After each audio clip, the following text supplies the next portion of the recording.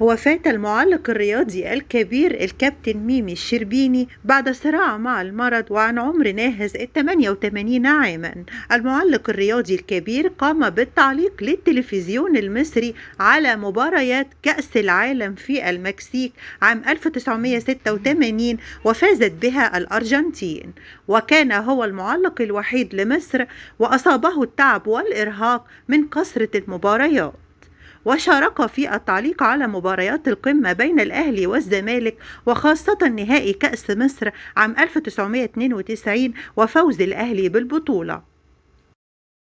الكابتن ميمي بدأ مشواره في الكرة مع النادي الأهلي لاعبا في الجيل الذهبي مع صالح سليم، وبعد اعتزال الكرة عمل مدربا في دول الخليج ثم مع عدد من أندية الدوري المصري، وعمل بعد ذلك في التعليق على المباريات في الإذاعة والتلفزيون، وأمتع الجمهور بتعليقاته الجميلة على المباريات، واشتهر بجملة لغة الكرة هي الأهداف، والساحرة المستديرة حيرتنا يا جماعة، هذا اللاعب عنقود مهارات. ودعا الكابتن ميمي الشربيني شيخ المعلقين الرياضيين ندعو الله له بالرحمة والمغفرة.